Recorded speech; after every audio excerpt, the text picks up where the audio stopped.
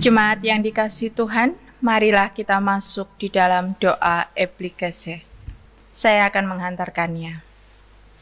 Segala hormat, puji dan syukur Bapa kami naikkan ke hadirat-Mu, karena perkenanan Tuhan dalam hidup kami, maka kami beroleh saat untuk mendengar sapaan pemberitaan firman Tuhan pada hari ini.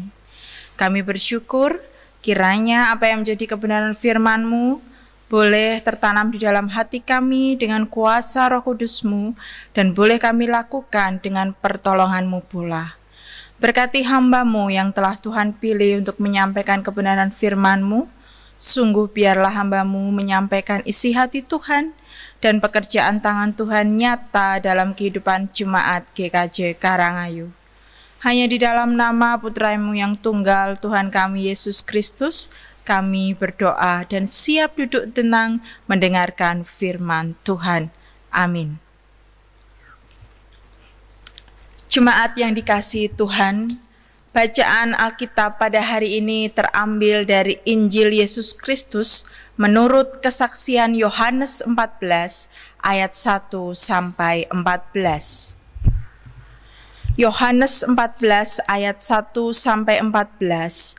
Janganlah gelisah hatimu, percayalah kepada Allah, percayalah juga kepadaku. Di rumah Bapa-Ku banyak tempat tinggal. Jika tidak demikian, tentu aku mengatakannya kepadamu. Sebab aku pergi ke situ untuk menyediakan tempat bagimu. Dan apabila aku telah pergi ke situ dan telah menyediakan tempat bagimu, aku akan datang kembali dan membawa kamu ke tempatku, supaya di tempat di mana aku berada, kamu pun berada. Dan kemana aku pergi, kamu tahu jalan ke situ. Kata Thomas kepadanya, Tuhan, kami tidak tahu kemana Engkau pergi, jadi bagaimana kami tahu jalan ke situ? Kata Yesus kepadanya, Akulah jalan dan kebenaran dan hidup. Tidak ada seorang pun yang datang kepada Bapa kalau ia tidak melalui aku. Sekiranya kamu mengenal aku, pasti kamu juga mengenal Bapa-Ku. Sekarang ini kamu mengenal Dia dan kamu telah melihat Dia. Kata Filipus kepadanya, Tuhan, tunjukkanlah Bapa itu kepada kami, itu sudah cukup bagi kami. Kata Yesus kepadanya, telah sekian lama aku bersama-sama kamu, Filipus, namun engkau tidak mengenal aku. Barang siapa telah melihat aku, ia telah melihat Bapa. Bagaimana engkau berkata, tunjukkanlah Bapa itu kepada kami? Tidak percayakah engkau bahwa aku di dalam Bapa dan Bapa di dalam aku? Apa yang aku katakan kepadamu tidak aku katakan dari diriku sendiri, tetapi Bapa yang diam di dalam aku, dialah yang melakukan pekerjaannya. Percayalah kepadaku bahwa aku di dalam Bapa dan Bapa di dalam aku, atau setidak-tidaknya percayalah karena pekerjaan-pekerjaan itu sendiri. Aku berkata kepadamu, sesungguhnya barang siapa percaya kepadaku, ia akan melakukan juga pekerjaan-pekerjaan yang aku lakukan, bahkan pekerjaan-pekerjaan yang lebih besar daripada itu, sebab aku pergi kepada Bapa. Dan apa juga yang kamu minta dalam namaku, aku akan melakukannya, supaya Bapa dipermuliakan di dalam Anak. Jika kamu meminta sesuatu kepadaku dalam namaku, aku akan melakukannya. Demikianlah firman Tuhan. Yang berbahagia adalah kita yang mendengarkan firman Tuhan dan yang memeliharanya. Haleluya.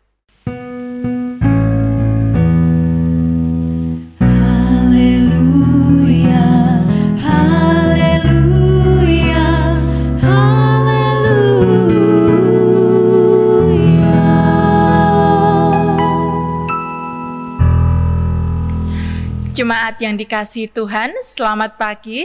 Bagaimana kabarnya? Sehat ya?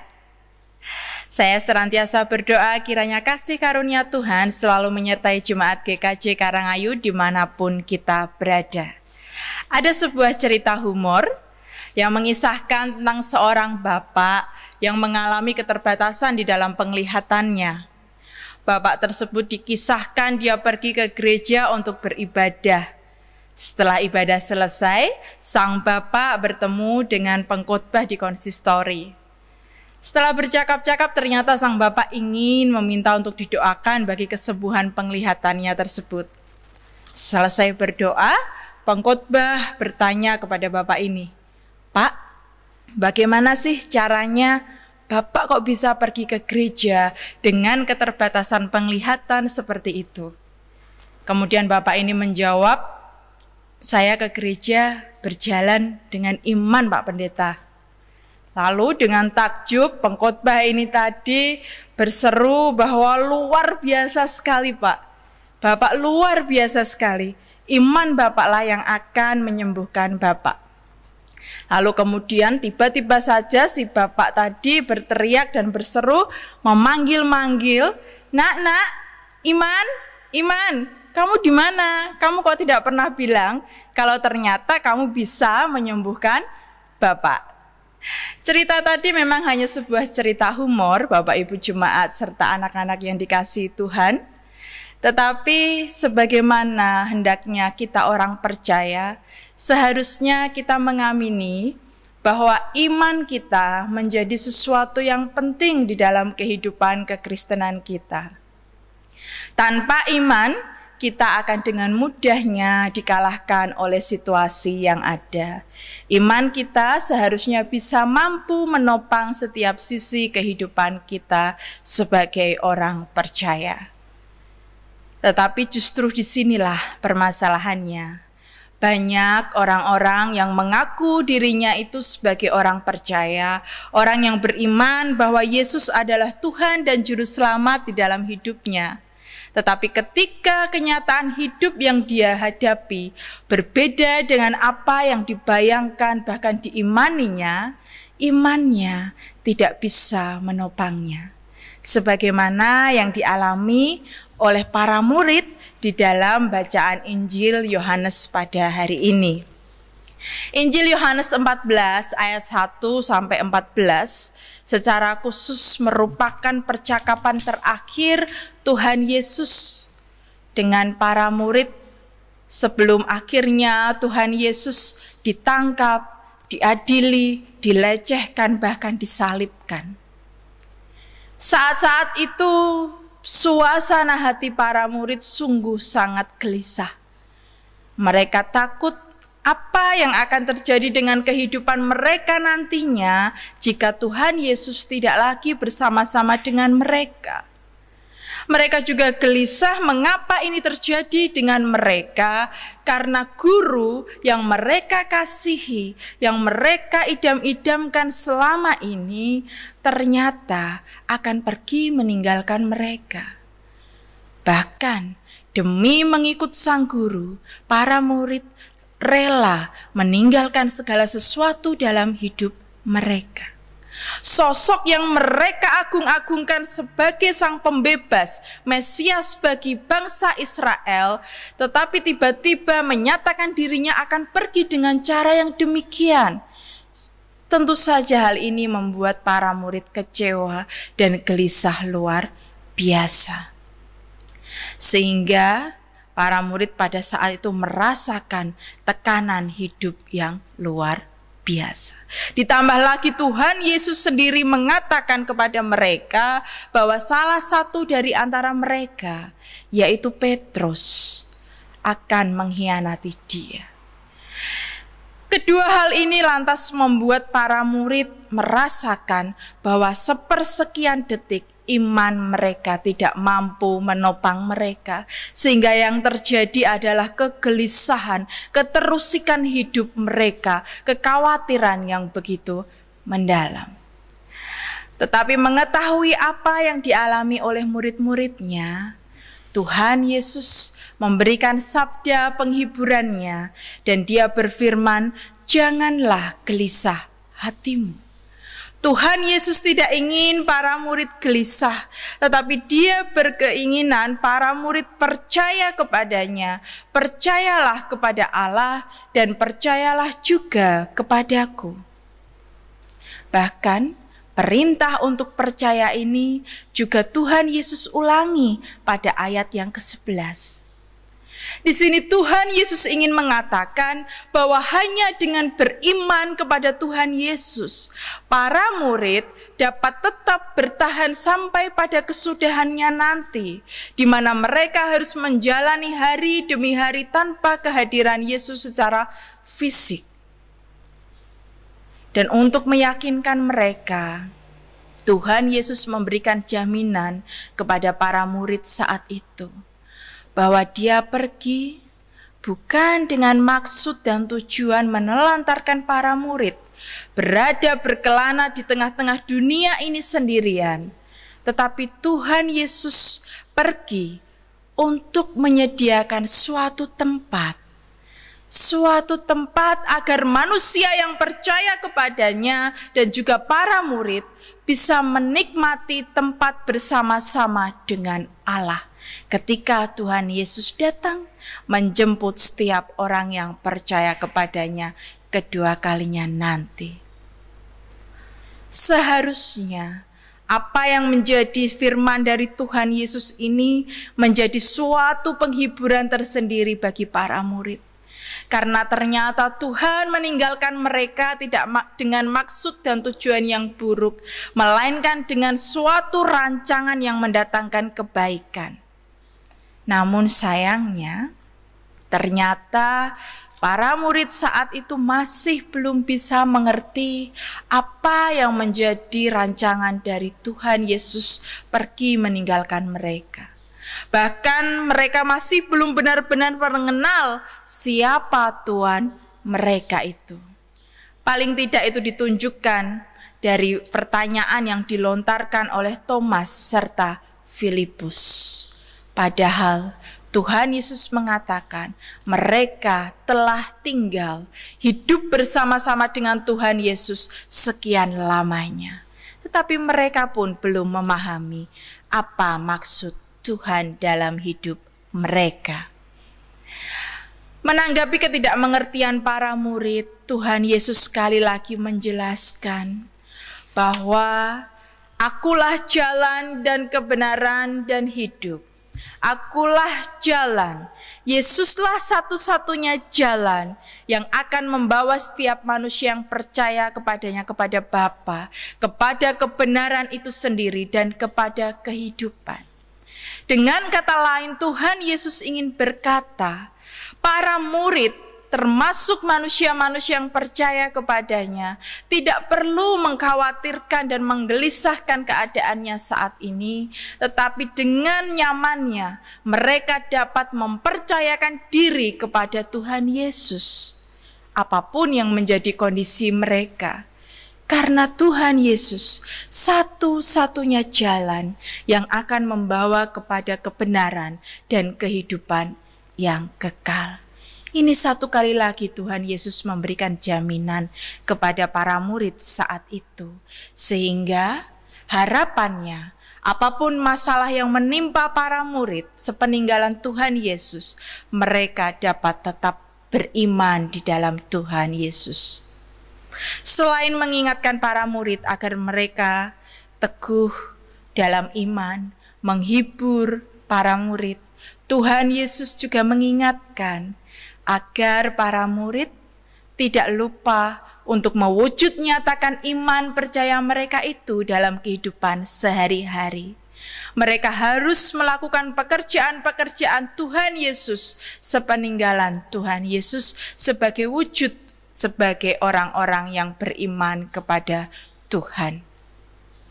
Ditinggalkan oleh Tuhan Yesus, mengalami situasi-situasi sulit dalam kehidupan, tidak seharusnya menjadi alasan bagi para murid untuk tidak melakukan pekerjaan-pekerjaan Tuhan.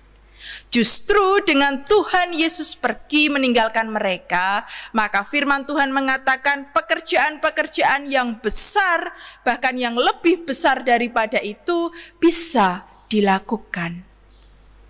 Jika Tuhan Yesus tetap tinggal bersama para murid, pemberitaan firman, anugerah keselamatan hanya diterima oleh para murid. Tetapi dengan Tuhan Yesus pergi dan para murid melakukan kesaksian serta karya nyata sebagai wujud imannya, maka setiap manusia yang percaya bisa mendengar pemberitaan firman Tuhan dan menerima anugerah keselamatan, termasuk kita yang hidup pada saat ini.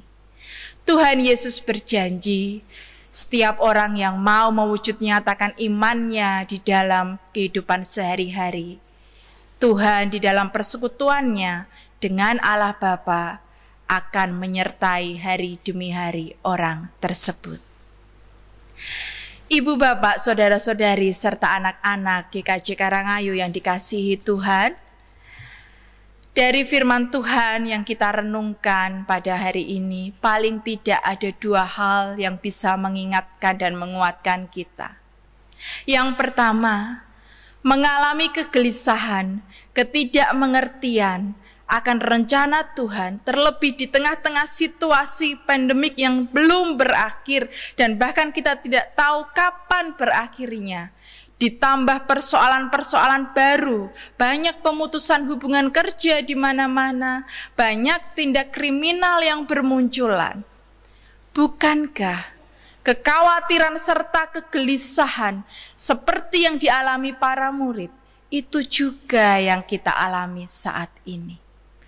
Berbagai macam upaya sudah kita lakukan agar kita bisa berusaha mengerti apa yang menjadi maksud Tuhan bagi hidup kita. Tetapi ketika kenyataan yang ada di hadapan kita itu tidak sesuai dengan iman kita, maka wajar apabila kemudian iman kita sempat goyah. Tetapi Tuhan Yesus tidak ingin kita berlarut-larut di dalam kegoyahan dan kegelisahan iman. Firman Tuhan pagi hari ini kembali mengingatkan kita agar kita bangkit dan terus percaya, tetap percaya kepada Tuhan Yesus. Karena hanya dengan percaya, beriman, kita dapat menanggung hidup kita ini sampai pada kesudahannya. Percayalah bahwa Tuhan selalu punya rencana, rancangan, tujuan yang baik bagi kehidupan kita. Anak saya paling suka digendong papanya, terutama kalau ditaruh di pundak, mereka akan berlari-lari ke sana kemari dan anak saya akan dengan tenangnya dia tertawa lepas. Dia tidak pernah khawatir, dia tahu papahnya tidak akan mencelakakan dia. Saya yakin tidak hanya anak saya, tetapi mungkin anak-anak di rumah juga senang apabila bermain dengan orang tuanya seperti itu. Tetapi di sini yang ingin saya katakan adalah bahwa kira-kira seperti itulah seharusnya kita mempercayakan diri kita kepada Bapa. Sepenuhnya percaya bahwa Tuhan Yesus tidak akan mungkin mencelakakan kita. Ada rancangan yang baik, bahkan hal yang buruk sekalipun Tuhan akan pakai untuk mendatangkan kebaikan bagi kita. Dan yang kedua, melalui firman-Nya, Tuhan tidak hanya ingin kita beriman, percaya kepada Dia di tengah-tengah situasi seperti ini. Tetapi marilah kita juga mau mewujud nyatakan iman percaya kita itu dalam kehidupan sehari-hari. Saat-saat sulit bukan alasan bagi kita untuk tidak bersaksi dan berkarya bagi Tuhan. Meminjam istilah dari The Lord of the Broken Heart, Didi Kempot, ambyar. Banyak saudara-saudara kita yang saat ini ambyar hatinya, ambyar ekonominya, ambyar keluarganya, bahkan mungkin ambyar keuangannya sehingga tidak tahu mereka harus makan apa besoknya. Mereka lah yang harus kita jadikan sasaran, tempat di mana kita bisa mewujud nyatakan iman percaya kita selama ini. Sekalipun kondisi kita sendiri juga sedang ambyar. Tetapi seharusnya iman percaya kita bisa melampaui keambiaran yang terjadi di tengah-tengah kehidupan kita sendiri. Yakinlah bahwa Tuhan Yesus senantiasa menyertai kita yang mau terpanggil untuk melayani Dia, bahkan di tengah-tengah jerih juang kita untuk bertahan hidup. Tidak harus hal-hal yang besar dan luar biasa. Kita bisa membawa mereka, menyebut nama mereka satu persatu di dalam doa. Kita bisa saling menjaga kesehatan demi diri sendiri dan juga orang lain. Kita bisa membagi kelebihan kita kepada mereka yang benar-benar membutuhkan, dan masih banyak lain yang bisa kita lakukan. Oleh karena itu, marilah jangan takut, tetap beriman, dan wujud nyatakan iman itu dalam pekerjaan-pekerjaan, karya dan kesaksian kita setiap harinya. Karena sesungguhnya Tuhan Yesus dalam persekutuannya dengan Allah Bapa, Putra, dan Roh Kudus akan menyertai hari demi hari kita. Amin. Marilah kita masuk dalam saat teduh.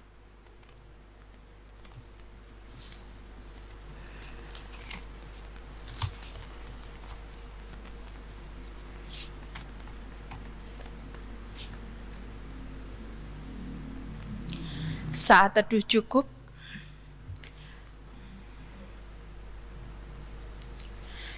Jemaat yang dikasihi Tuhan, marilah kita masuk di dalam doa syafaat, dan akan bersama-sama kita mengakhirinya dengan menaikkan doa Bapa kami. Saya akan menghantarkannya. Segala hormat, puji dan syukur Bapa, kami persembahkan di bawah kaki kudus-Mu. Kami bersyukur Tuhan sangat mengasihi hidup kami, sehingga pemberitaan firman-Mu masih boleh kami terima sampai pada hari ini. Tuhan Yesus, terima kasih. Tuhan, kami mengimani Tuhan tidak meninggalkan kami sendiri. Bahkan dalam situasi-situasi pelik kehidupan kami, Tuhan hadir dan Tuhan merancangkan hal yang terbaik bagi kehidupan kami. Izinkanlah kami untuk percaya, bahkan hal yang terburuk pun Tuhan pakai untuk mendatangkan kebaikan bagi kami. Disitulah kami mengimani bahwa Tuhan kami Maha Kuasa. Tuhan kami Maha Kuasa, Tuhan kami mampu dan lebih berkuasa, jauh di atas setiap pergumulan masalah hidup kami. Kami mengucap syukur sekali lagi Tuhan, biarlah kami dikuatkan dan dibangkitkan dengan perantaraan firman-Mu ini. Izinkanlah kami berdoa bagi jemaat Tuhan GKJ Karangayu, terutama di dalam pergumulan mereka pribadi lepas pribadi. Banyak hati-hati yang terluka saat ini, banyak hidup-hidup yang terluka saat ini karena berbagai hal, baik itu pemutusan hubungan kerja, baik itu kondisi ekonomi jemaat. Kiranya Tuhan Yesus sendiri yang memberkati mereka. Sehingga biarlah jemaat Tuhan yang Tuhan berkati ini boleh menjadi saluran kepanjangan tangan Tuhan bagi mereka pula yang berkekurangan. Sehingga kehidupan jemaat yang saling melengkapi boleh terjadi di sini, dan karya Tuhan boleh terjadi di jemaat GKJ Karangayu. Hapuskanlah kiranya ya Bapa setiap air mata yang telah menetes. Hiburkanlah ya Tuhan hati-hati yang berduka. Kami menyerahkan relasi-relasi yang ada dalam setiap rumah tangga, setiap keluarga yang ada di jemaat GKJ Karangayu, baik relasi suami dengan istri, anak dengan orang tua, serta setiap keluarga dengan masyarakatnya, dan juga relasi antar jemaat Tuhan di gereja ini. Tuhan Yesus sendiri yang memberkati dan memulihkan. Biarlah justru di tengah-tengah situasi sulit seperti ini, kami boleh saling bersatu padu, agar kami boleh semakin dikuatkan dan dihiburkan sebagai jemaat Tuhan. Berkati Bapak Pendeta Nathanael dan juga Bapak Pendeta Samuel yang menggembalakan jemaat Tuhan di tempat ini. Berkati mereka dengan hikmat marifat yang daripada Tuhan. Cukupkanlah keadaan mereka beserta dengan keluarga. Kiranya Tuhan menjauhkan dari segala hal yang buruk dan juga sakit penyakit. Tuhan Yesus memberkati setiap majelis GKJ Karangayu dimanapun mereka berada, bahkan yang ada di pepantan-pepantan. Tuhan Yesus pula memberkati. Bapak memberkati setiap pelayan-pelayan Tuhan yang turut ambil bagian, bahkan yang di saat-saat kondisi pandemik ini Tuhan, secara khusus berkatilah setiap tim multimedia yang ada di GKJ Karangayu ini. Tuhan berkati. Tuhan cukupkan apa yang menjadi kebutuhan mereka. Kiranya Bapa juga senantiasa memberkati pelayan-pelayan Tuhan yang lain, koster, dan juga yang tidak dapat kami sebutkan satu demi satu. Disinilah Tuhan hadir menyatakan karya nyatamu bagi GKJ Karangayu. Kami berdoa pula ya Bapa, untuk kesejahteraan jemaat Tuhan yang ada di sekitar GKJ Karangayu ini, masyarakat umat Tuhan, biarlah mereka juga boleh menerima berkat yang daripadamu melalui kehidupan kami yang mau menjadi saksi Tuhan. Kami juga berdoa bagi kesejahteraan kota Semarang ini. Tuhan pulihkan keadaan kami, terlebih bangsa kami Indonesia di tengah-tengah pandemik ini Bapa. Kami mohon turun tanganlah ya Bapa untuk memberkati setiap tenaga medis yang ada, pemerintah-pemerintah yang telah turut ambil bagian dalam setiap program mereka. Kiranya Tuhan hadir, El Syamah memberikan yang terbaik dalam kehidupan bangsa kami ini. Dan bagi juga saudara-saudara kami yang ada di belahan dunia yang lain, yang juga merasakan apa yang kami rasakan, kiranya Tuhan Yesus pun memberkati. Kami berdoa bagi program-program gereja yang mungkin tertunda dan yang telah kami laksanakan dan yang sedang kami laksanakan. Kami serahkan semuanya ke bawah tangan kaki kuasa Tuhan kami Yesus Kristus, sehingga boleh menjadi berkat kemuliaan bagi nama-Mu. Terima kasih Bapa. Banyak seru doa kami yang tidak dapat kami serukan satu demi satu, tetapi kami percaya Engkau adalah Allah yang mengetahui kedalaman hati kami dan akan memberikan rancangan-Mu yang terbaik bagi hidup kami. Oleh karenanya izinkanlah kami menaikkan doa syukur dan syafaat kami ini dengan kerendahan hati kami, di dalam nama Putra-Mu yang tunggal, Tuhan kami Yesus Kristus, yang bersama-sama dengan kami berdoa, doa Bapa kami. Bapa kami yang di surga, dikuduskanlah nama-Mu, datanglah kerajaan-Mu, jadilah kehendak-Mu di bumi seperti di surga. Berikanlah kami pada hari ini makanan kami yang secukupnya, dan ampunilah kami akan kesalahan kami, seperti kami juga mengampuni orang yang bersalah kepada kami. Dan janganlah membawa kami ke dalam pencobaan, tetapi lepaskanlah kami daripada yang jahat, karena Engkau-lah yang punya kerajaan dan kuasa dan kemuliaan sampai selama-lamanya. Amin.